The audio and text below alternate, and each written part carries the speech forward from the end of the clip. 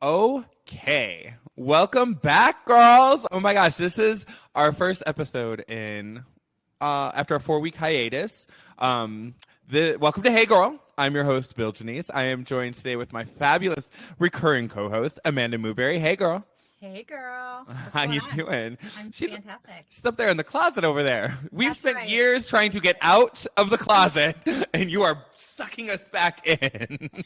Listen, I have to tell you that I call the closet a fort, and like there's like a no boys allowed sign. Like this is definitely my like sanctuary. Oasis or whatever. Yeah. No, but there may be no boys allowed. But how about girls? Like like me, like GURLs are okay. Yes.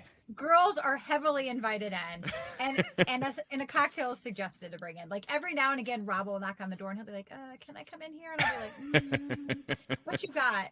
And he'll be like, he's like, I have a drink, and I was like, "Sold, come on in." Come on in. Well, cheers! We are recording this on Cinco de Mayo, so I have a strawberry margarita here. But it is early. Let's not tell everybody how early it is. But we're recording early today because we got a lot. We both have a lot going on, so we got to get other things going on today. But I hope my voice isn't too morningly raspy. No, it's early in the morning. Perfect amount of sexy. Ooh, okay. So, girl, oh my God, I'm so glad we're doing this. It has been too long. Yes. I have to explain to the audience that we did have to take a little bit of a hiatus because that little thing called life just got in the way. 100%. I actually got called back to. Well, you know what? Hold on, wait. Let's get to that in a minute. Let's talk about more fun stuff first. Hold on. Wait. Okay. So I'm kind of redecorating the penthouse right now. So you can kind of see behind me. I didn't do the pink mylar today, but so this wall, I can't really. Well, I'm afraid to move the camera because I look good in this frame. But anyway, I'm afraid I won't get it back. But you can see like even if I move, like you see, there's like I've started to hang posters down here, and like there's some. So and I have 12-foot high ceilings, so it's gonna go all the way up, right? I just got to get a ladder because I can't reach that far. But and then I got the Hey Girl poster here, which I thought would be cute. But now I'm kind of wondering, is it obnoxious because it's like me right there and then I'm right here? No, I like it. I thought, where's the one that is still signed with everybody's signature? Well, it's not framed because people are still signing it. Okay. I actually like the Hey Girl. I like having that picture. Should I like try and emulate it? Like, should I be like? Yeah. Oh my God, that's perfect. You've done this once or twice before. No, I've been rehearsing all morning. I got up early just so I could rehearse. I swear, it's like the exact same thing. So I like Shocker. it. I'm able to look the same way I look in a photo. It's just me. I'm not. Can you imagine I'm getting credit for like imitating myself? Yes. You do the best impersonations of yourself. Of you. Of you. I like the Jubilee picture too. So. Oh my, yeah, the Jubilee one. I'm just gonna move it because it is fun. Like, I mean, that one is completely signed, and I love it. I love it. And that obviously has a lot of nostalgic memories for both of us. Yeah. Because I know that was one of your favorite shows, and you came to see me in it a couple of times. Yeah. And you had many other friends as well in the show, of course. But that I had that custom framed. I had that.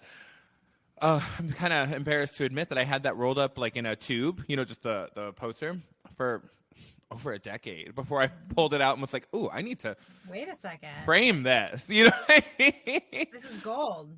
Well, I had also moved around so much after Jubilee. I, wasn't thinking about home decor. You know what I mean? It was just it went in the memory box. Yes, that's okay. I mean, it was rolled up in a nice spot that kept it obviously in pristine condition. Right. Anyway, so we've got a couple things coming. I mean, we just had the Derby, so I've been very into roses lately. So we just had the Kentucky Derby.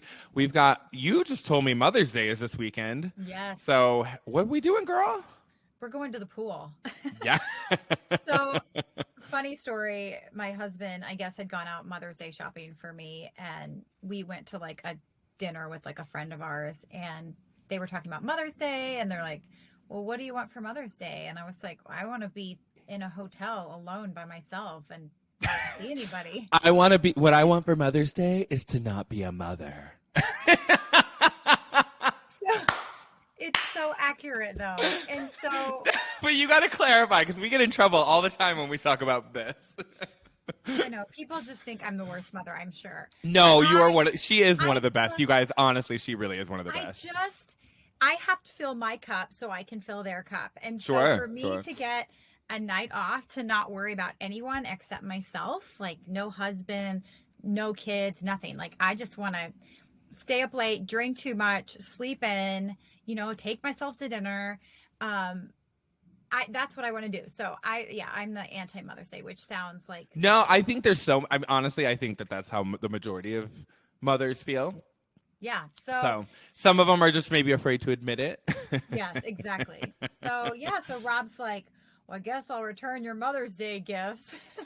I felt really bad. So wait, but I'm going to come. I'm totally coming to hang out with you at the pool. Yeah, for sure. Please. So I invited our good friend Shannon too as well. So she's perfect. Oh, the three of us? Oh my God. The volume. I can already hear how loud we're going to get. The three of us are probably the loudest three people I know. So. And then you put us together, and then we feed off each other's energy, and we get louder. And then we start drinking. Yeah, and I literally, even as I was saying that, I took my volume down right now in this moment because I could feel myself going up. I'm loud. Oh, yeah. So. I love it. So what did you get your mom for Mother's Day? Because this is going to air on Friday, so people are going to be listening to this ready for the weekend. Absolutely nothing. That's the God honest truth. Wait. So not only do you, for Mother's Day, do you not want to be a mother, you're also giving that same gift to your mother. So this is the actual truth. So Rob is in here like 2 minutes before this starts, and he was like, so are we going to send his mom? Are we going to send mom my gift? And I was like, well, I haven't even ordered it yet. And he goes, what? You haven't even ordered it yet. Oh, no. And then my parents are in the Virgin Islands with like their good friends. So they're not even going to be home on Mother's Day. So, well, then there you go. Yeah. I kind of, in my defense, I have a little extra time. And I do need to order my mother-in-law's gift today, realistically. And it will get there in time. What are we getting her? This sounds so stupid, but she needs it in her life. She, Wait, we could just leave it right there and let people guess. So she has two giant like white huskies, and they get hair everywhere, and she drives this, I don't know, BMW 750, whatever, a very expensive, nice car. So we are getting like one of those seat covers, one of those liners that the dogs can like sit in the back seat, and they're her kids. I mean, those. I love that. Yeah. So she needs it, and I know she needs it. And this is the woman that has money and has anything she buys. She's the therapist, right? The doctor. Yeah. Yes. Mm-hmm. I need to call her because I need some therapy. She's good. We have other friends of ours that call her. She's on it. This woman's amazing. But yeah, she doesn't have a want in the world. So like when we get her stuff, it's just like we have to get her stuff that she doesn't know she needs yet, So Sure. But aren't you like, for people like that are hard to shop for, not because they're particular type people, but because they maybe have everything, so to speak. Isn't it so satisfying though when you think of the one thing that they need that they don't have? You're like, yes. When we get her a gift, we're just like, we're like patting ourselves on the back. We're so proud of it. I used to feel that way about my friend Kristen, and too. Like she never wanted anything. She never asked for anything, and she always had everything she ever needed. Like, I mean, but in a respectful way. I mean, she worked hard. I'm just saying, like, she was successful. So if she wanted something, she'd buy it for herself, right? And so, like, whenever I felt that way about her for the longest time, I'm like, I don't know what to get you, And she's like, I don't want anything. I'm like, I know, but that's what you're supposed to say. Of course, you want something. Like, listen, I don't ever need it. Like my mom's all the same. I mean, Rob, what do you want? And I was like, I don't want anything. And I actually genuinely mean that. Like, I genuinely mean I don't need anything. Do you remember that? Oh, wait, sorry, go ahead. I was gonna say my like love language is like time. Mm-hmm. So I'd rather go to lunch or dinner and drinks. That's me. Even if it's with my family, if it's for Mother's Day or for my birthday with my friends, like buy me a cocktail, take me to dinner. But like, I don't need stuff. That's sometimes I feel that way, but sometimes I want stuff. And so, do you remember that year I asked everybody for a Cher doll? Yes. And you got me one of them, but then and I still have them, of course. But then I ended up getting two of the same from two different people. I love it. Move your device a little. You're not in front. You're not kind of in the center. That's better. That's better. That's better. Right. Yeah, that's better. hold on, my computer's gonna fall. Okay, is that better? All right, yeah, Okay. totally. All right. So anyway, so I love that you're sporting the pink headphones. They're like my old school like Beats. Is it like are those Beats? They're Beats. They're like first generation, so you still have to plug them in. Like you don't even recognize them anymore. Like, this is like the Beats equivalent to the rotary dial phone. Yeah, Like exactly. No, we had to dig these out like 5 Oh, minutes. I heard. Before we started recording, they were. I'm like yelling at my husband. I was like, "Where are my headphones?" And I was like, "The kids had them." So that's how old school they are. The kids had them. Yeah. So, But then what I love is that I heard Rob in the background. I couldn't decide. It was kind of muffled because he was in the background, you know. And whatever his response to you was, I don't know. But it ended with him calling you girl. Like it was something like, I don't know, girl. And like I was like, yes. He goes, I don't know. Calm down, girl. Yeah, that's what he said. Calm down, girl. Well, I'll girl. calm down. I'll calm down when you get 'em. I love it. Mine are doing something weird right now. Mine, like, I know nobody can hear this on the recording, which is good, but I don't know. I mean, I know I'm very animated when I talk, but this one headphone, like, it's moving like externally, you know, as I'm talking, and even as my jaw is going, you know. And so I can hear like squeaking in this ear, and it's driving me crazy. But I know you can't hear it, right? I cannot hear it. Is it like a squeaky bed? Like, yeah. Like, and it's, you know, on rhythm of me talking, because that's what's creating it. So then I was like, well, what if I just wear it like this? But then I can't, because look at, I'm hiding my bed head right here with my. Oh, that brings I told you it was early. I told you it was early. I didn't have time. I literally rolled out of bed. Girl, I had to throw on these headphones to accessorize. We throw on some headphones, a Wonder Woman t-shirt, and a rose, and we good to go. And I made a margarita. Listen. And look, I am still in my pajama bottoms. Like, sorry. No, I love it. Your hair is looking great, though. It's long, honey. What are you doing with that hair? It's like quarantine hair gone wild. So, yeah, it's out of control. But I'm going to cut it off. I cut it off every like 2 years for charity. I'm like, oh, I love that. Such a believer in that. So I'm going to cut it. So I've been letting it grow a little bit longer because I feel like those extra like inch or two to donate is like super valuable, because a lot of people are like, I can donate 8 inches, so they do 8, but like that 10 to 12 to 14 is rare. Yeah, is rare and is really important. So I'm really trying to like maybe another month, and then I'll cut it really short. So ooh, oh my God, you'll have to do it on, like, you have to record it. Oh, totally. Yeah, you have to do it. Yeah, I love. We'll send a crew there. We'll send the Hey Girl crew there. Listen, I love it. You know, I've got people call it. People have been like kind of asking too. They're like, "Can I be like?" They want to be like some Well, they didn't. I'm using this word. They didn't, but they want to be a part of it, right? Which I love, that people want to be a part of our show. But they're like, I'm like, we're starting to collect some correspondence. Like so. So we'll send a correspondence team to get you to cover your haircut. No. To the hair salon to get my hair did. Who does your hair? So Brandy, that obviously she's on the picture behind you in the Jubilee picture. Yeah, and I've asked her to come on the show, and she's too busy. No. Ooh. So listen. She just called her. I just called her. I'm sorry. I just called it out. Send. I love Brandy. Send a crew to Brandy's house and have them filming her like cutting my hair off. So then we can kill 2 birds, because we can get her on the show. Seriously, it would be great. No shade at all. She's quite lovely. She's always responded to all my messages, and it's never been a no. It's just been a matter of scheduling. You know what I mean? It's never been like she's never said no, I don't want to. You know what I mean? It's just But that's it. Like, she is so busy and so in demand. And talk about not having a personal life. That girl is. Oh. She loves what she does, but you know, she works a lot. So. Well, speaking of work, this is okay, girl. Listen, all right. I don't even know how this is gonna sound. We have not rehearsed this part.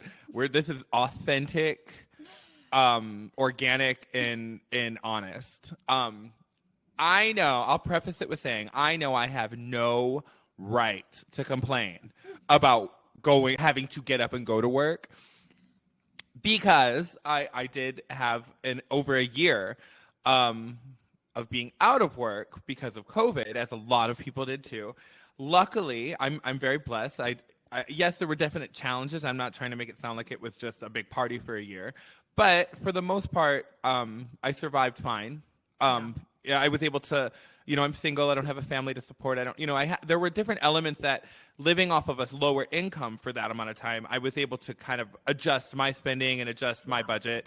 And then I started the show, and I did, I kept busy. I wasn't just sitting around all year. But the reality is I still was able to do certain things at my leisure, right? Yeah. Like we all did. And we've all changed. None of us are the same person we were a year ago. Oh, not even close. So to go back to a job, which I'm not going to say where it is or what it is, because I don't know if anybody listens. I don't know if any of my colleagues listens, and I think some of them do. So yeah. But that's why I had to take a little hiatus from the show, because it was just such a big transition, a big personal transition from going to basically, I promise I'm not victimizing, but doing this show did become a full-time job, which is such a blessing. Absolutely. And thank you. And because you've sat there with me, well, we've done brainstorming sessions. We've done all these other initiatives. We've been planning stuff more than just sitting down and recording. And I've always said that this show, which I love doing, and I'm so grateful that people listen to it. I wouldn't do it if people weren't listening to it, because I'm just saying it makes it that much sweeter when people are actually listening and enjoying it. Is what I'm saying. And it drives me to work harder. Is, I guess, a better way to articulate that, what I was trying to say. But I've always said this, that actually sitting down and hitting record, like doing the actual show, recording the actual show, is the easiest part of the process. 100%.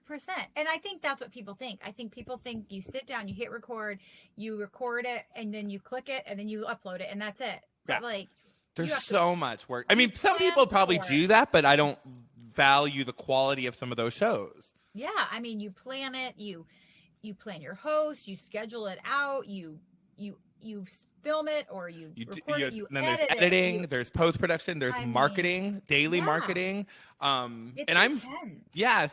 So not complaining, I'm just pointing out that I was already full-time job doing that. Yeah, the show had become, of course it wasn't in the beginning, but we've grown in the last year, which is amazing. Awesome.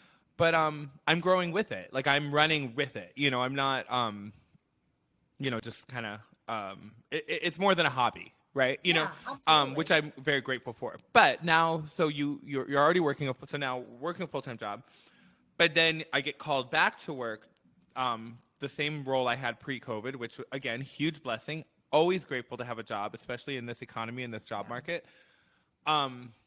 But now you're working 2 full-time jobs. So it was a transition back into a very demanding schedule. I mean, you know what I do. I'm not going to say it on the air. I'll say I manage a major hotel and casino on the Las Vegas Strip, which you can imagine just by saying that is a very time-consuming role. Yeah. Well, and you're going from having a normal life and a normal schedule to it's like 0 to 100 in 2 seconds. Yeah, exactly.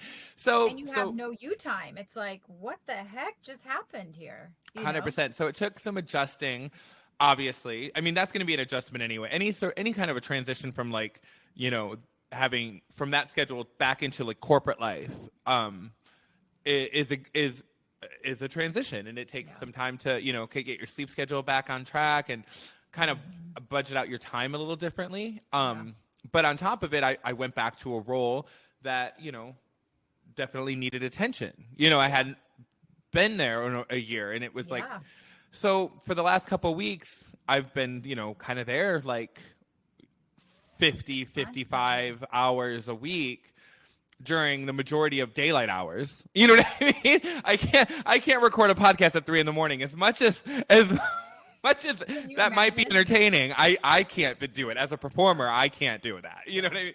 So it's taken me a couple weeks to kind of find my stride and my rhythm. So thank you for being patient, but we are back. Yeah, girls, we're back.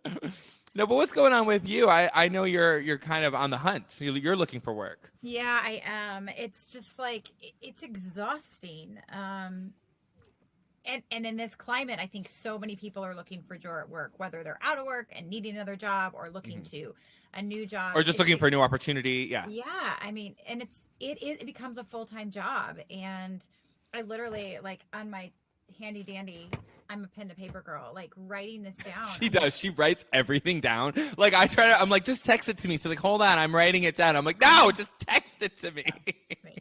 I just love it. But like my interview schedule over the last week, this is literally it. Like, I mean, it's just so intense, and like 2-hour interviews. And then I have to find time to do that. And, and maintain the regular life that I have right now. So right. It's like a full-time job, and it's emotionally exhausting. I'm like, at 7:00 at night when the twins, or 8:00 when they go to bed, I'm like, deuces, like I gotta go to sleep. Like, and I'm like, physically I didn't do anything crazy, but it's emotionally draining. So it is. And it's really crazy. I mean, like, even the job market, there, it seems like we're in a point where there are a lot of places that are starting to hire now that weren't hiring. Excuse me. It seems like there's a lot of places now that are starting to hire that maybe weren't hiring before, last year, which is great. But the roles they're hiring for, I'm not trying to sound obnoxious, they're not for people like you and me. Like, they're entry level, which is great. But when you're at a different stage of life, there is a lack of jobs at that stage, and so that can be frustrating too. And I understand. And I've done it before. We've all done it. I don't mind taking, 1 or 2 steps back if I know I'm going to take 4 steps forward in the next year in that other role. It's not about always going to the next best thing. Sometimes you're transitioning. I get that. But when I was just looking the other day too, I mean, the jobs that are out there, just talking about like the schedule and salary, they're not desirable for maybe people at the point of life we're at. Yeah, and that's it. I mean, and I have no problem going parallel, even if it's if it's getting me out of a toxic work environment or whatever it might be. But I'm like, I can't, like, I have a family to provide for, or even if you don't, you've been working in this career, for you to take half the salary is just ridiculous. It doesn't make sense. So it also sounds probably bitchy of me too, but I'm just like, I've gotten to the point in my life that I have paid my dues, and I have work standards, and there are definitely things that I want and I won't compromise on. And fortunately, I have a husband that is on board with that and supportive of that. But I need to get me one of those. Like, I don't. I'm over here doing it alone over here in the pen with me and my poster. It's just me and her.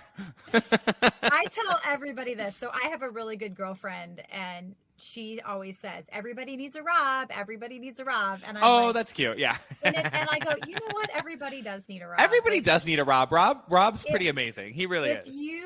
If you haven't met my husband, you want to, because this boy does everything. Like, he cooks, he cleans, he's a great father, he's an awesome husband. He's never idle. Like, he's always like around the house, like busily around the house doing something. When I say like, hey, if I'm gone at work all day and the kids are gone at school, I'm like, just watch TV all day. Just, you deserve a break.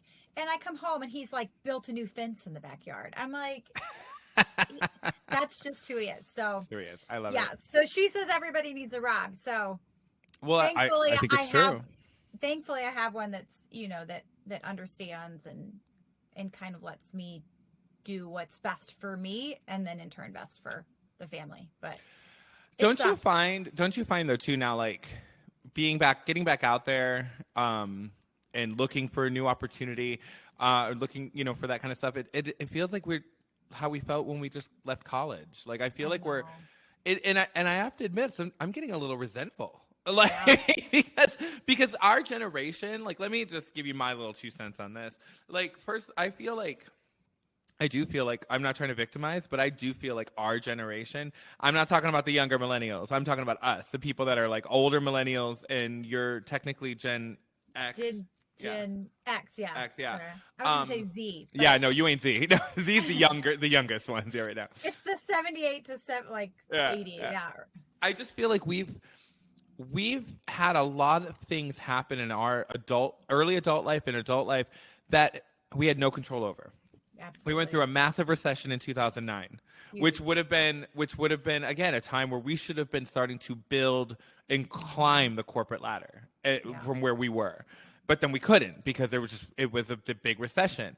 Then then when you think about how the economy, how slowly it recovered, and then even if you want to fast forward from that moment to just what recently, then we have a global pandemic that put all of us out of work when during a time where we probably should be reaching that point where we're actually making the most money of our career, and we're back at square one again, and it's not our fault. Granted, yes, there are some people out there that are lazy and they haven't put in the work, whatever. I'm not talking about them. I'm talking about people like us that have always worked, hard workers, good work ethic. Some of us have worked 2 to 3 jobs simultaneously, and we just can't seem to catch a break in regards to like the amount of like the economy. What corporations and companies are paying now in wages is not what it should be compared to the raise in cost of living over the last decade. As we know, we've talked about this before. I know this isn't an economic show, but I'm just saying, I feel like half the people have stopped listening to this episode because I started talking about the economy and fiscal responsibility. But a lot of it too, for me, is like benefits. Like the older you get, the more you realize how important benefits are, and not like medical, dental, everything. Because when you're young, go ahead. 401k and like profit sharing and things like that, because we are behind the 8 ball. And I mean, I had an interview this week and I was super honest. I'm like, I'm behind the 8 ball. My husband got cancer. It financially drained us. We aren't where we're supposed to be in our early 40s. And they're like, oh, we have this amazing profit sharing. So there are companies out there, but they're few and far between. And like, that kind of stuff is important. Your time off, so you can fill your cup, so you can fill your employer's cup, But like, it's especially the older you get, it's more than just like a paycheck. Absolutely. It affects your whole life, So well, and I'm at that point. We talked a little bit about this. Also, like, okay, let's put the money aside. I'm also at a point that my time is. I value my time a lot more than I used to. I used to sacrifice myself for the employer. Like I was always that person that would just show up and come into my days off if you needed me and do all the things but look where to get me. Like I'm not trying to promote, and I'm not trying to promote a bad work ethic, but you get to a point. I going back to what I said earlier, none of us are the same people we were a year ago. I think there was I personally, I'll speak for myself, had some kind of blinders on of just some old programming of what hard work was supposed to look like. Yes. And even though there was some validity to that, it's kind of outdated. People who like us that have that workhorse mentality, I don't think we're the majority anymore. Oh, absolutely. And so, coming back, it was like, wait a minute. I'm not down for these 10-hour days. At work, like my time is more important. Like I have no quality of life. If since I've been back to work this last 4 weeks, I honestly feel like all I've done is be in the office or on property and then home to literally just sleep, shower, and get back up and go right back. Like that's all it's been. So I have to read you this. I have to pull out my phone. Okay. Because you literally said to me, I just posted this yesterday. So it's like without even knowing. Okay. But this is a quote from Denzel Washington that I just posted on my IG. I had to pull it up. Okay. If you died tonight, your employer would advertise and fill your job role by the end of the month. But your loved ones, your chosen family, and friends would miss you forever. Yep. So don't get too busy making a living that you forget to work on making a life. I love that. And like that to me hits so home. And I'm like, something about that just clicked with me. And it just makes you realize that like, I am a hard worker. I will always be a hustler and work hard. But you have to prioritize yourself, your family, your friends, your world, and not the employer's world. And I think we're growing a little bit more that direction, but it's hard. It's a hard, especially being a workhorse and like, you and I working 2 or 3 jobs to make, ends meet or just grow as professionals career. and stuff like that. Yeah, absolutely. So I'm glad you read that. Yeah. It's a turning point for me. So I really feel like we all need to focus more on our immediate circle. Our quality of life. Yeah. Yes. Because that bleeds into everything. So, I mean, it's just like the same thing. Like I say with everyone, my husband's my first priority, because if I make that a priority, then my kids flourish, and it bleeds. And it's the same thing. If you make your own self your priority, it's going to bleed into your work life too. So yeah. I'm easier said than done, folks, but yes. Yeah, 100%. Very true.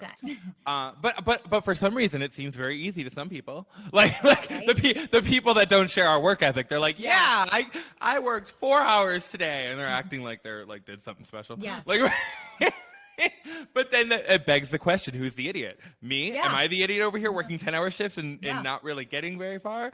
And or are you the smart one for just saying, fuck it, I'm done at 4? You know what I mean? But I see my dad, and I get my work ethic from my dad. And I see my dad now at almost 70 and retired, but he worked himself into the ground, working 65, 70 hours a week for 30 years. And then the company that he was with basically turned around and screwed him. Oh, no. And he's such a good man that he was like, it's okay, things happen. And I was like, oh, hell no. Right. I was pissed. And to this day, like, I'm still bitter about that. But I think about that because my dad was such a strong driving force in my life as far as work.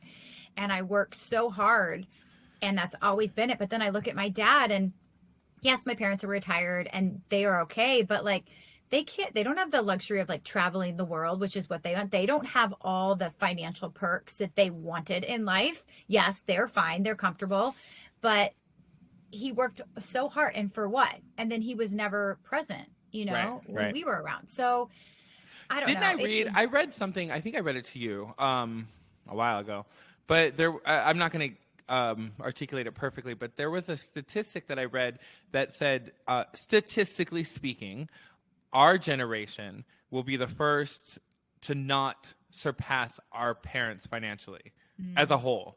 Yeah. Like there'll be, on average, there'll be more people in our generation that are still dependent on their parents in one way or another into their 40s, which is mind-boggling to me. Yeah. It's crazy, right? I mean, and that it's not how it should be. No. And of course, there is not any one-size-fits-all answer to this economic question. Of course. But as individuals, like I'm saying, I think I think I can say this, as the individual that works hard to make ends meet, provide for their family, provide for themselves, government is not working for them right now. Yeah. For that individual. Yeah. Does that make sense? Yeah, totally. So anyway, on to some more fun stuff. No, I did not mean to go there. I don't know why we got there, and I don't even know half the time how do we get to places. You and I just go on these like. It's just I didn't mean to get heavy there for a minute for whatever 2 listeners we still have on this episode. No, it's a very real issue.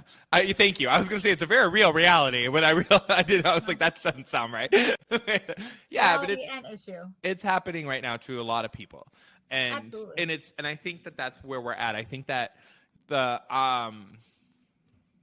I think a lot of us are reevaluating our commitment to an employer.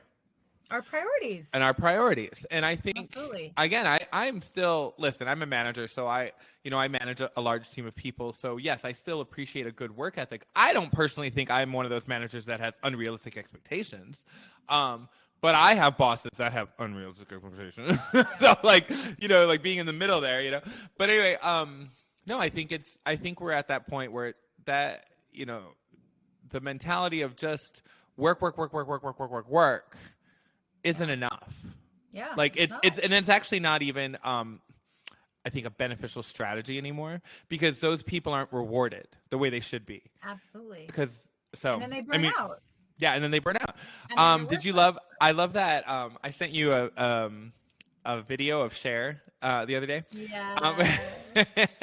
So again, I'm not gonna get it perfect, replay it perfectly, but there was I think it was on TikTok, and there was a video of Cher, like an interview that she had done recently because she's turning 75 or did turn 75 this year. she's on the cover of is it People? There's like special special issue of People magazine, and it has like Cher on it and says like Cher at 75, right? Yeah.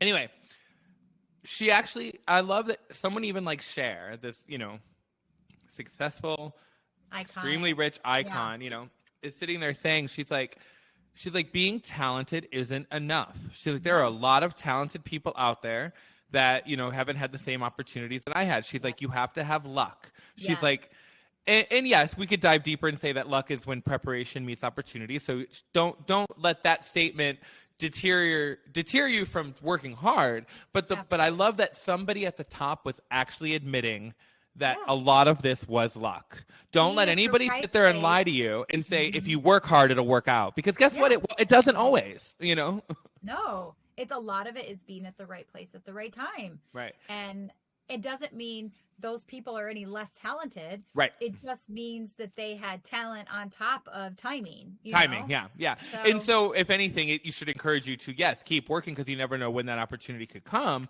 But the reality of just believing that hard work will pay off. I don't mean to sound discouraging, but I think that that's something I've learned in the last year, is that it's only half of the equation. Yeah. And it's an important half, but it's only half of the equation. Yeah. And I've said that before.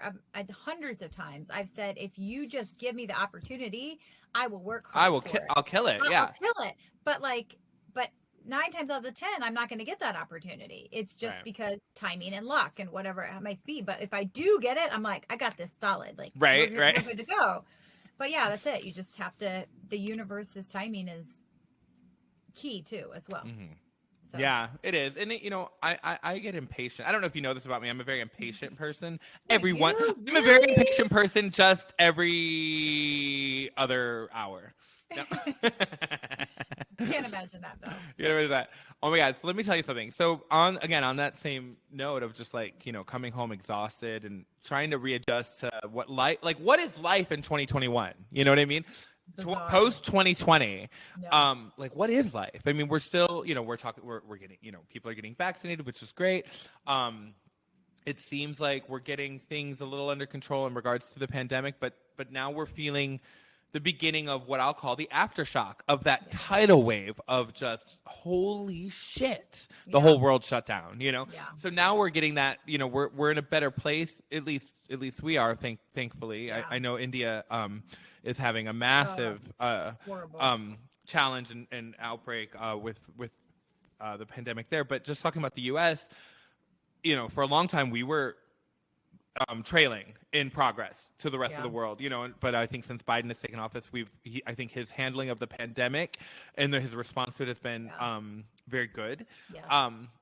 But we're feeling the aftershock, which is what we just talked about. We're talking about people actually, okay, there's jobs out there now, so now you got to go find one. But are we going to find one that pays us enough money to survive and live, but also gives us some version of a quality of life to be with our family? There's and also, we're still dealing with the politicization of mask wearing, which drives me effing crazy. I know. But I feel like we're in this weird moment. 2021 is a weird moment. It's this weird purgatory between normality and what the fuck just happened. You know what I mean? Seriously. It's still a little bit of a twilight zone. I look back on 2020 and it doesn't even feel real.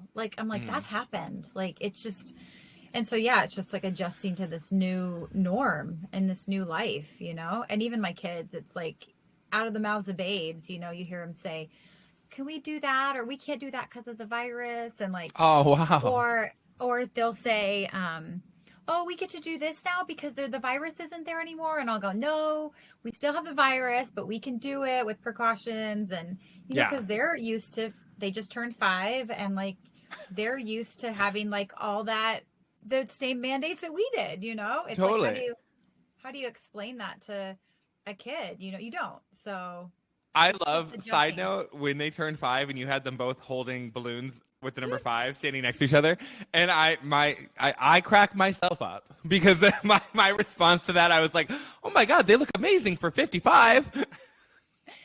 So The same thing. Last year we had their birthday candles on their cake and it said 44 and people were like, 44? And I'm like, no, they're twins. They're turning 4. Like I said, again, I know I couldn't be the first one to create that joke, but I want to take credit for it. I love it. I love it. Well, next year they're turning 66, Belle. Ooh, girl. No, I get it. So yeah, it is. It's where we're at. It's really it's kind of fascinating on some levels, you know. So have you been vaccinated?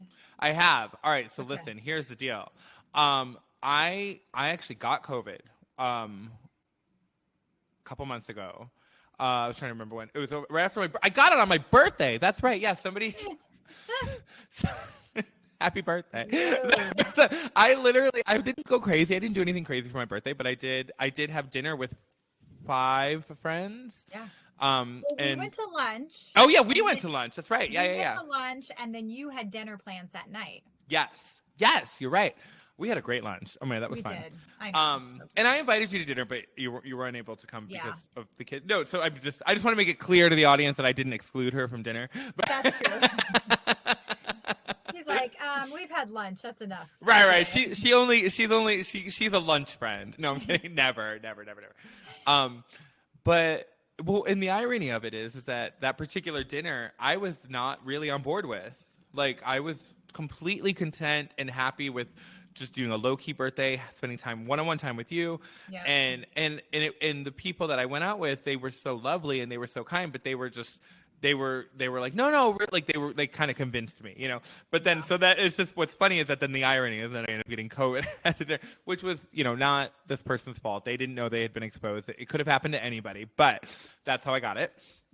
And girl, I mean, I know you had it too, but I got to tell you, brutal. It was brutal. I would not wish that on anybody. And listen, I know that there is a lot of people that see. That's the thing. That this virus affects people differently. But and you know, obviously, even worse than us, there's many fatalities. So you know, it's all across the board in the spectrum of how it affects you. But that's what's so disappointing is that there's been, because there is a certain amount of people that it doesn't affect in a deep, like in such a strong way. Like maybe they say they had minimal symptoms or something like that. It's created this false narrative that COVID's no big deal. Yeah. And then I think it's those people that are the ones that are resistant to get the vaccine because they feel like, well, what's in it for me, or what's the point, or what's in it, you know? And it's just, we're in a really interesting time right now. Yeah. But I decided to get the vaccine because I never want to get that sick again. Yeah. Ever. Let me tell. I mean, you remember because we were on the phone a lot. Like you were so sweet. You checked in on me, and I will say this: I was so blessed.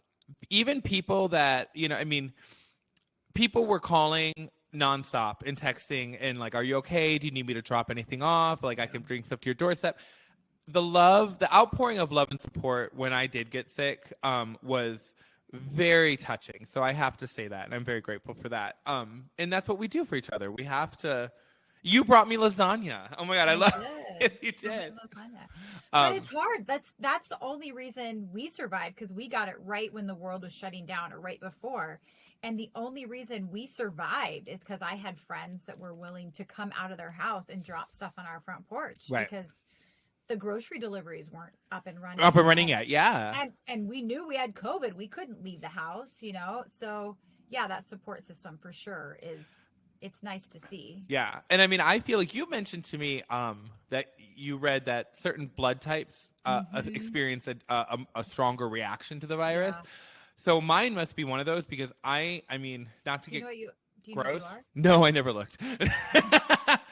I'm busy. Look, I'm really busy. I'm busy, girl. If I could Google it, it would be done in a minute, but I don't know. Yeah. Wait, what if just try Googling what's Bill Janisse's blood type? See what comes up. Seriously, I'm going to do it right now. Do it right now.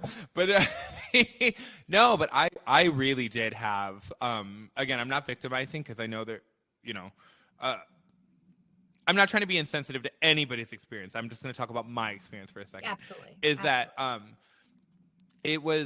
to me, I don't ever remember in my lifetime ever being that sick. And I don't typically complain about that kind of stuff. Yeah. I mean, we joke and we kiki and stuff like that. But I'm typically one of those people that just pushes through. Like I usually will go to.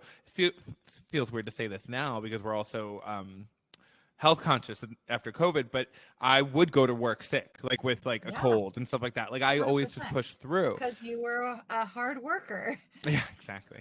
Look where it got me, and look where it got us. No, yeah.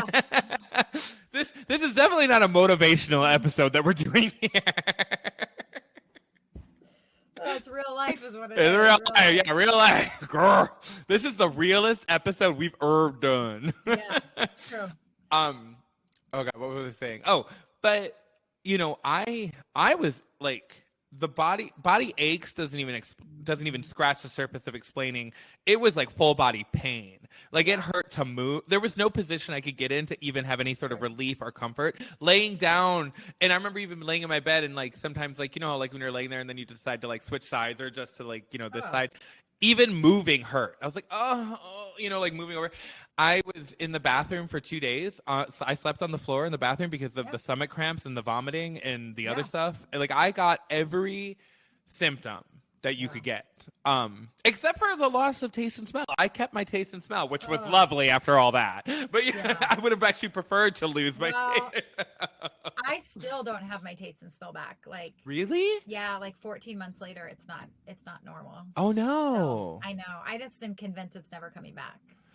So oh my gosh! See. Like I mean, like is it? But I mean, when you say you have no taste and smell, I mean, is it zero or is it just minimal? No. So I probably lost, I don't know, 40 to 80%, like in that range. And it's kind of significant. Yeah, I mean, I couldn't in the beginning. I couldn't taste it. Everything was like very flat, and so things have come back. So taste wise, I probably would say I'm 80-90% back, like normal. Well, that's good because we need to taste our liquor. Yes, but smell is another thing. Smell, I'm all fucked up still. So well, don't worry. I'll let you know if you smell the next time I see you. Okay, thank you.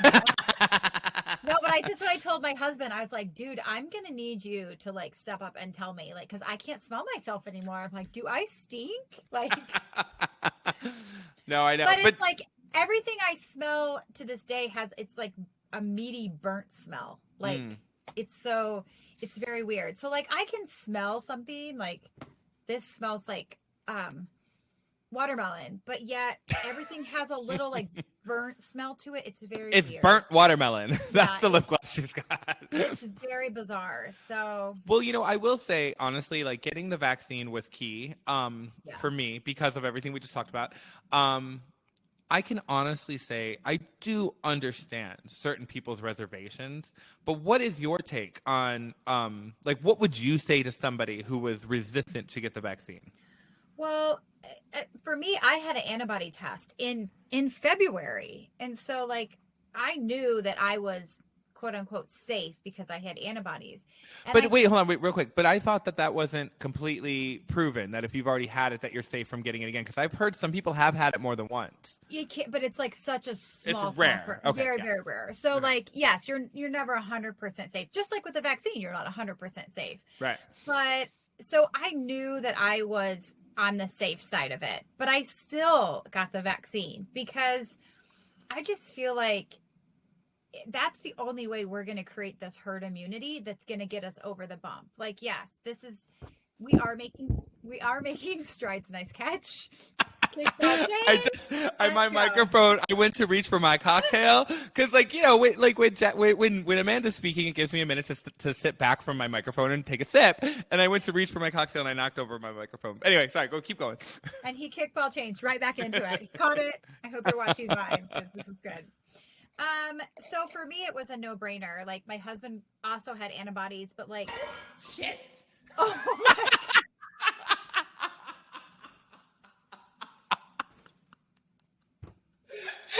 Oh no! I just spilled. That was just my water, so it's okay. I spilled it everywhere. Oh my God! It's all over my briefcase. My briefcase was sitting on the floor. I hope you didn't break anything. No, I think it's just wet. Oh my God, that is fucking funny. All right. Ew. Oh God. All right, keep going. Just keep going. Oh, the show must go on, right? Go on. Look at this Amazon package got all wet. Damn it. Oh, it's okay. Keep going. Keep going.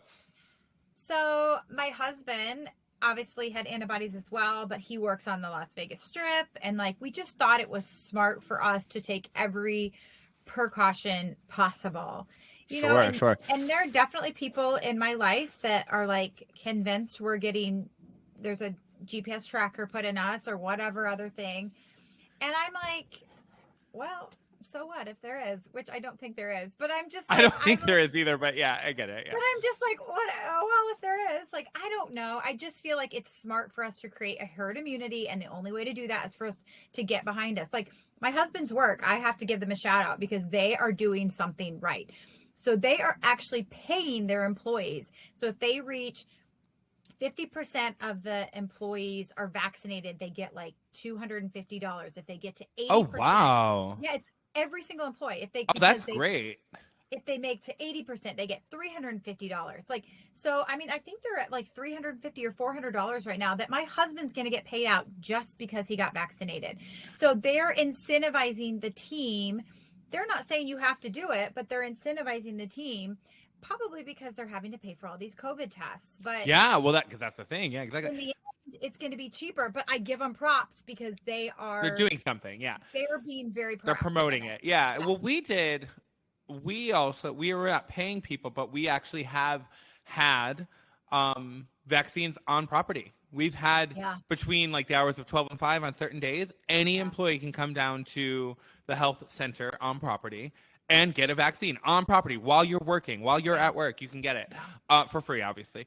So, I mean, but that's the thing. We're in Las Vegas. I mean, we're a place where people from all over the world come, and they're encouraged to come. We need them to come for our local economy.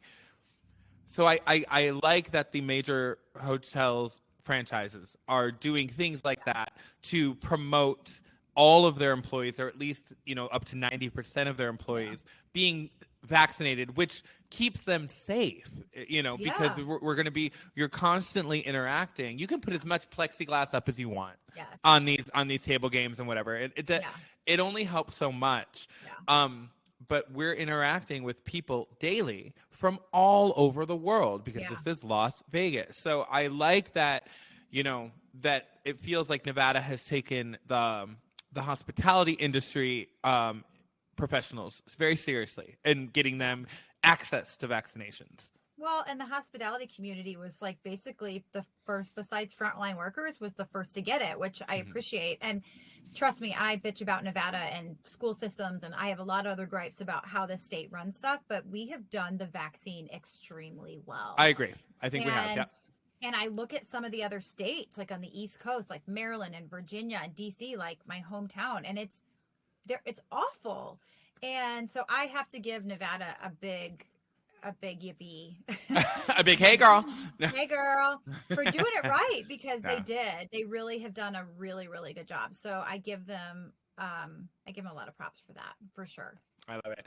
So we're obviously pro-vaccination, so go get one. No, that's all I think. Go get one. Go get a shot, girl. Shot, girl. Right. No, I agree. I mean, there are some people that are fearful for different reasons, and then there's some people that are just flat out resistant for, I actually think, political reasons, which is silly to me. 100%. I know a couple people like that, and they just solely won't get it because of their political beliefs. And I'm like, I don't care what side of the political party you're on. Don't be a moron. Just this is just public health, honey. I mean, my parents are Republican, for God's sake, and they got it. So so I just think it's silly. Yeah. How do you think? What do you think of Biden's first 100 days? We did a political episode prior to the election, so I just kind of want to follow up on that. How do you think he's done in his first 100 days? I think he's done good. I think everyone always talks about the first 100 days, and like for me personally, I have a really hard time judging the first 100 days. I think it's kind of too short of a time to actually give a fair judge, no matter who the president is. I think 365 is a better number, but sure. Well, I mean, trust me, I'm sure we'll evaluate them then too. But I actually think I know what you're saying, but I think 100 days is actually a good marker. I don't think any of us are expecting him to have done anything impossible in those amount of days, but I think just to give analysis on what he's done so far, to at least put strategies and measures in place to get to where we're going. I think he's done a very good job. I would say, so that being said, of saying I don't think 100 days is very long, I do think that he's done an extremely good job with, like you said, with the vaccine rollout and with making America's health a priority, which I think has probably led his first 100 days as it should, because we're in a global pandemic. But I don't know. What do you think? I mean, yeah, I agree with you. And listen, I'm not trying to be one of those, people too. Like, okay, see, here's the thing. You know what? We're always hearing the opposition, I'm trying to think of the best way to say this, the most respectful, diplomatic way to say this. But, people that, loyal Republicans and loyal conservatives, they want to make it sound like that just because, Biden's in the White House, that every liberal person or every Democrat is just falling all over loving him. And that's not necessarily true. I like him. We've said this before. He's not my favorite Democrat, but I'm grateful he's in the White House. I feel a sense of relief. Absolutely. Compared to when Trump was in the White House. You know what I mean? Like, I don't feel like I have to wake up on edge every morning wondering, to turn on the news and wondering what our president said or did, that was so awful. That's exactly it. Yeah, so I think he's done well in that. So yes, everything you said, but I'm just adding on. Yes, the vaccine rollout, everything like that. I'm not trying to sound like a liberal loyalist. But I'm feeling it. Like, I'm in it. Yeah. Like, I'm grateful he's in the White House. Rare will there ever be a time where any individual agrees 100% with any one politician. Yeah. But I think he's taking us in the right direction. I think Kamala is going to be the next leader of the party, whether she'll win the presidency or not. I definitely see her taking a run for the presidency, whether it be in 2024 or 2028. I think that she will have the support of the party at that point. I think that that's what they're setting her up for, to be honest, with him being the age that he's at and the experience he's at, and as much visibility that they're giving Kamala as well at this point within the first 100 days, I think is not as typical in other administrations. I think that if you read the signs, they're setting her up to 100%. Take over, which I'm okay with. Some people aren't, but I'm okay with. Yeah. I would vote for her. If we had to vote today. But I think he's doing great on all those things. And I personally find a calmness to this administration in comparison to the Trump administration. I think that a lot of people felt, that stress and that also just the anger that was coming out of that administration, so that is the best way to say it. Calmness. It just feels like a calm 100 days. And to me, it feels like an adult is running the show. Yes. Well, that's it. That's exactly it. So, and it also helps that Trump doesn't have social media access right now. But anyway. He got cut off. I just read that they cut him off again. I saw that Facebook denied his. I mean, who uses Facebook anymore anyway? But no, God, I'm gonna get in trouble now. Look. Seriously. Ding, ding, ding. No. Anyway, I don't know if I articulated myself well there, but I think I was just trying to make the point that just because I like what Biden's done in the first 100 days I'm not just being a liberal mouthpiece or a liberal loyalist. Yeah. I authentically think he's doing a good job compared to where we were. Yeah. And he's taking us in the right direction. So I'm grateful for that.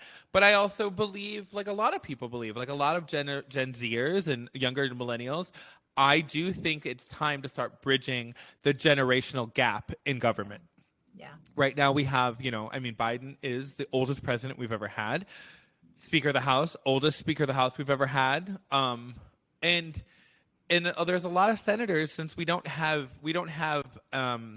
a program in place that limits the amount of terms that senators and congressmen and women can serve. We have a lot of government officials that are in their late 70s, early 80s. And I think it's time to start bridging that generational gap. Yes, preach. Like, girl, my husband, Secretary Buttigieg. Yeah, like she's gonna do something good for the country, I can tell, I think there's so many bright young people, and it's like, why wouldn't you want to bridge that gap? Right. Why not get a different perspective. Right. And I think that's and again, I'm not there in person, as you know. We're over here in Las Vegas, like I'm not on Capitol Hill, but I also feel like I've heard from different different reporting that some of these older senior members of government and Congress and the Senate or the House of Representatives, the reporting has been saying that a lot of them are resistant to teach the younger ones how to take the reins, which is kind of disappointing because you're at the end of the day, there's no way you're going to be there forever. So why not like take some of the freshman members or younger members under your wing and teach them what you want to pass on? Absolutely. I mean, there's it doesn't have to be contentious. I think it has to be inclusive. And, we have, Senator John Ossoff, which, I've been promoting since he ran for Congress 2 years ago. And he's really sexy. Bonus. But it's what I find fascinating is that when I turn on conservative media outlets, they're always bashing him, but they never talk about any policies that he's putting in place or implementing. They're only talking about, they just keep calling him a liberal, privileged something, like they start. It's the talking points are fascinating to me because they're not, even when they talk about Biden, they're not talking about deep policy issues. They're talking about stuff that doesn't matter because they can't find anything else. Exactly. Listen, hey girl for president. I'm like, someday. No, I don't want that. Someday. Listen, How about the mayor of Las Vegas at least? Maybe, yeah, because she's crazy. She's crazy. Our mayor is crazy. She's crazy, Mayor Goodman. But here's the thing. I think I'm at a point where I'm sorry, I'm laughing at the joke before I say it. I'm at a point where I'm looking for a job that pays well but has the least amount of responsibility. So I'm flattered that anybody would ask me to run for office, but I'm not looking to work that hard right now. Yeah, right. Seriously. Oh my God, you're funny. So listen, all right, politics done. COVID done. Let's talk about entertainment. Oh, real quick. One of my favorite shows, and I'm actually shocked because you told me you hadn't seen this show, so we got to talk about it. There's a show called Pose, and it's on FX. Girl, it's Ryan Murphy. So it's that. It's on Netflix, you said? It's on Netflix, but it's also on FX. Like it's on the network FX. Yeah. Okay. So the new season 4, coming out this Sunday. And it's been announced that it'll be the final season. So I'm dying over this show. The show is based around, it takes place in the mid-'80s to early 90s in New York City. And it all focuses around voguing balls and underground, like balls, where people, would, remember the movie Paris is Burning? Yes. All about that. But scripted. Like it's whatever. And, it just goes around like the club culture back in those days, the history of dance, the history of voguing, and just also I think it's shined a very realistic. Yes, it still has a touch of Hollywood in it because it has to, a touch of Hollywood liberties and like the way they tell their story. But I think it has shined a very honest light into the struggles of the trans community as well. So I'm all for it. You have a lot of catching up to do because you can watch it, but literally watch it with a box of tissues. Oh, I mean, you're going to laugh and cry in the same episode. Okay. And in the fact that this is the final season, I'm already a little verklempt because I've gotten so invested in these characters. You know what I mean? And then I always need a new show to watch because I feel like there's so few because I'm so picky about what I watch. I just, like have you watched Handmaid's Tale? I have, but I'm not caught up. Like I'm only I think I'm only in like the end of season 2. Well, I haven't. I've watched one episode and I had to turn it off. Like I couldn't.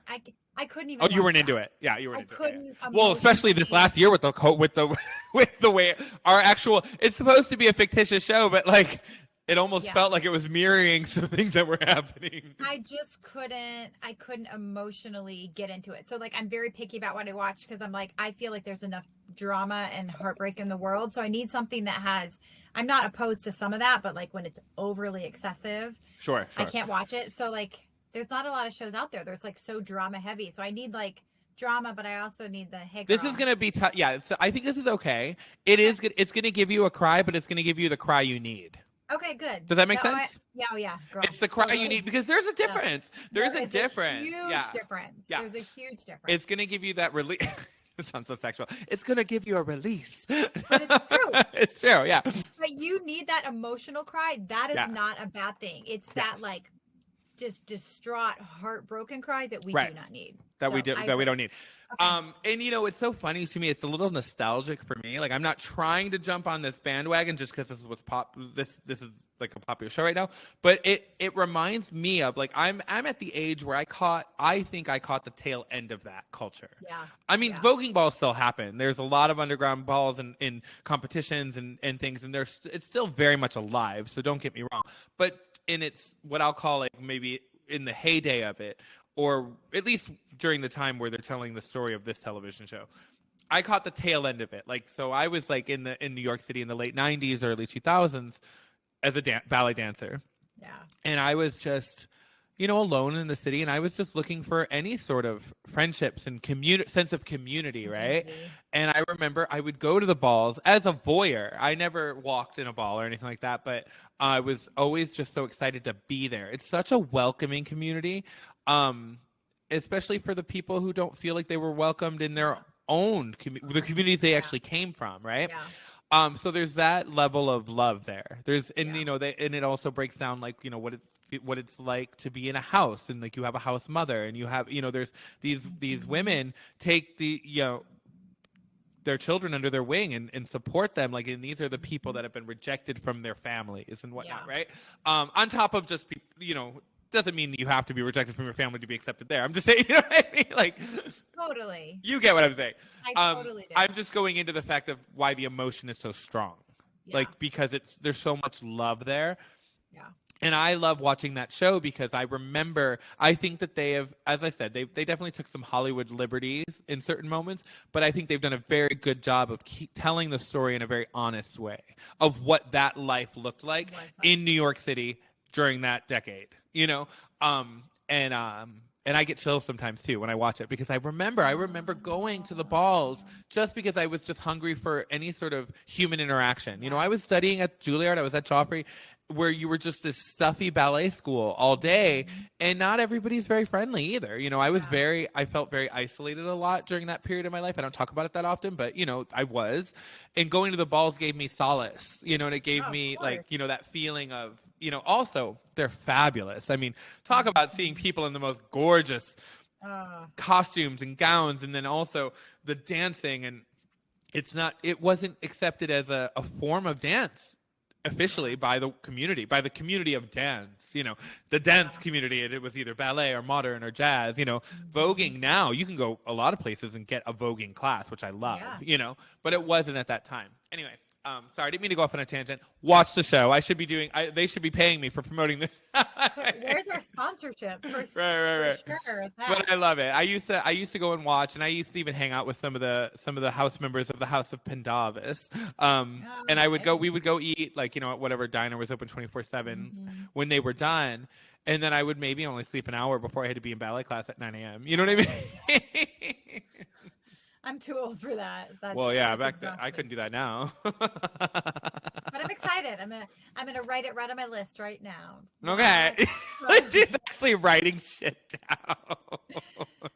That's me for you. Oh my God. Anyway, listen, we've got some things to plug. We have new merch. We have new Hey Girl t-shirts. They're on the website. I've ordered the fans. The best. So they're coming. We still have our wine glasses and cocktail program. So don't forget to go to www.heygirlpodcast.com. Girl is spelled with a U, where you can check out our merchandise. Also, we have monthly musical playlists available. Thank you to Spotify on the website. So this month, Jordan Luna created an amazing playlist. It's kind of EDM and house heavy, but I love it. So if you're into that check it out. It's on the website, and you can you can listen to it on the website, or you can just click the direct link to Spotify and listen to the playlist. Dr. Pino Botafato will be creating our Pride playlist coming out June 1st. So can't wait to see what music he brings us. I'm sure that one will have a lot of great beats, like a lot of dance beats and like EDM, but gay EDM. Is there any other kind? No, I'm kidding. There is, yeah. But I have to say I'm excited about that because it is EDM, but it's a little different. Right. It's just... Well, we remember you and I tried to do an episode where we did a playlist and the legalities of whatever. It cost us millions. Right. Exactly. This I think it took me a year, but I think this was the solution to that problem, was just creating a playlist for the website where people could go at their leisure and check it out if they want. So it took us a while, but we got there. Yeah. How do we incorporate music to our podcast? And that's how we did it. Without playing it. Yeah, that's perfect. That's how we did it. So there's a lot of great initiatives on there, and always, so check it out. We're constantly thinking of new ways and initiatives to engage with you guys. So please let us know if we're not doing not doing something you'd like to see us do. I like it. So, but listen, I love you. I'm glad we finally got to Kiki. It's been too long. I love you. What's going on with Mukasa Moo? Truthfully, we are kind of at a pause at the moment, which probably is not. Which a lot of people are. Yeah. I just think that we are still active. So I don't want to say we're not active, but we have not done any active charities. So we are fundraising for specific people, and we have donations coming in daily, thank God. But we have not done any active. So what people is there anyone specific that you can talk about right now, if anyone's listening, that they can donate to? Well, we have actively McKenna, who we have been McKenna's still on for about a year. She's a 7-year-old with neuroblastoma. She's got, I want to say, 24 rounds that she's got to go through, and she's on round 8. She is a warrior, and watching her go through this and watch her parents go through this so gracefully is just, it's been wonderful to watch, even though it's painful, antagonizingly heartbreaking for her. They've handled it so well, because I can't imagine what they must be feeling. So she's on there. Truthfully, anything that comes through the door is going to go for her right now, because that's heavy on our That's heart the priority right now. Yeah. So, but yeah, hopefully we'll get back to golf tournaments and events and things like that. We need to do the artist showcase again too. I know. That'd be good. I know. We went to Hard Rock, the old Hard Rock, Virgin. Thank you. Yeah. The other day, and we were reminiscing about going there. And I saw that on your story. Yeah, I saw that. Even Rob said, we need to go back and do this. And I said, we do. So it's on my list. I just am waiting for there's a lot of other pieces that have to fall into place first. Yeah, totally. We want to do it safe and make sure we're doing the right thing. So I love that. Oh, I love you. I wish you were here and we could just spend the rest of the day kikiing and drinking, but we got to get back to work. I have a lot to do today. I'm redecorating Right. Well, I'm redecorating the penthouse. So I got to go to Lowe's. It's my day off. It's my day off from my corporate job. And I've got, I have a drill here. And I shut up.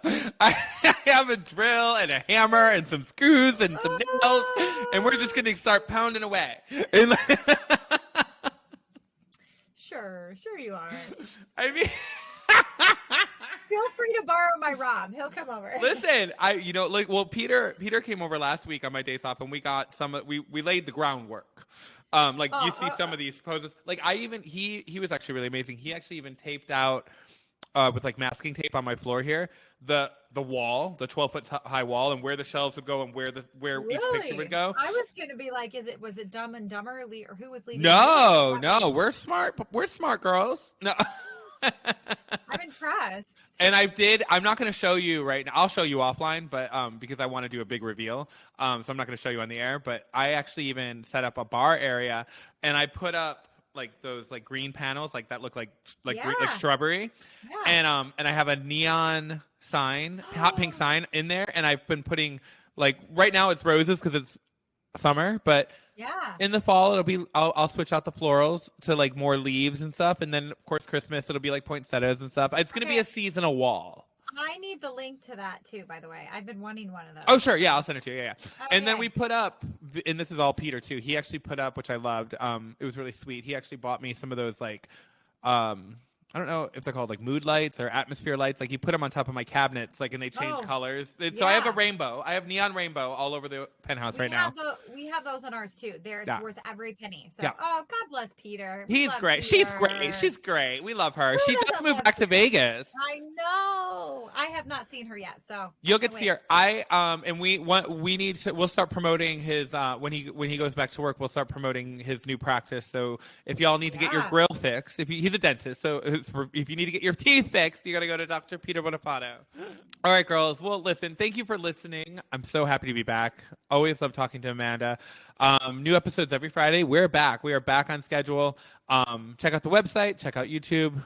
Follow us. Subscribe. Do all the things to show us some love. And don't be afraid to talk to me. Like, I love when I get messages from listeners. Yes. And you tell me what you want to hear. Tell me what you want me to do. And, well, that sounded so great. Well, let's be honest. Within reason. But we've got a lot of exciting things coming up, and I don't mean to keep teasing you all, but I promise I've been working very hard behind the scenes to bring you some things that I can't quite talk about yet because they're still in the works. But we're working hard to entertain you. So anyway, girl, I hope you have a really great weekend. Listen, I'm going to see you at Green Valley, right, this weekend? Yeah, cheers. With your water. Wow. It will be viral. And then you didn't even drink it. Like, you just did a fake drink. All right, say goodbye. Yes. I love you, girl. Thanks for having me on again, and I will see you this weekend. All right, girl. Bye-bye.